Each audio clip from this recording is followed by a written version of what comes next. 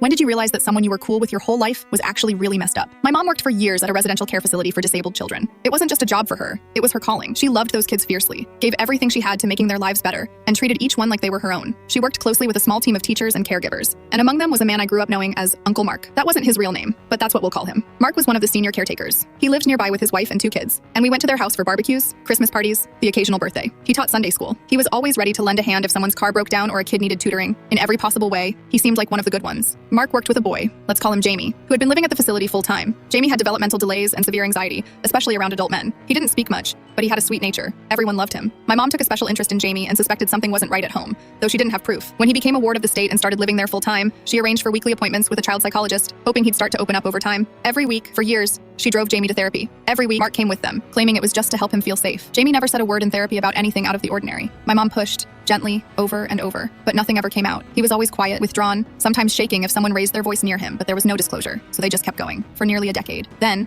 years later, everything blew open. It started with a night guard, a new hire, just a few months into the job. One of the older kids confided in a teacher that the night guard had been giving them special massages, and that it made them uncomfortable. That sparked an internal report, which turned into a police investigation. And then, like it always seems to happen with these things, once people started digging, more began to surface. The police interviewed a few of the residents. Some of them couldn't communicate well, but one of them, Jamie, finally said something. He didn't talk about the night guard, he talked about Mark. What came out next destroyed everyone who had ever known the man. Turns out, Mark had been abusing Jamie for years. It wasn't just occasional. It was regular, methodical, and horrifying. The reason Jamie never spoke up during therapy was because Mark was always there, sitting quietly in the waiting room, sometimes in the car, sometimes just outside the door. Jamie was terrified. My mom had thought he was there for comfort. Jamie thought he was there to make sure he stayed silent. Had to. Someone who didn't look away anymore. It came out that other kids may have been victims too, but Jamie's testimony was the most detailed, and enough to get an arrest. When the police searched Mark's home, they found things that made the investigators physically ill. Hard drives, journals. My mom wouldn't tell me the details, and I didn't ask. All she said was that after reading the report, she couldn't eat or sleep for a week. Mark's wife filed for divorce the day after he was arrested. His kids left the state and changed their names. He pled guilty eventually. Didn't fight it, just sat in court with his head down and took the sentence. He got over 40 years. The fallout at the school was enormous.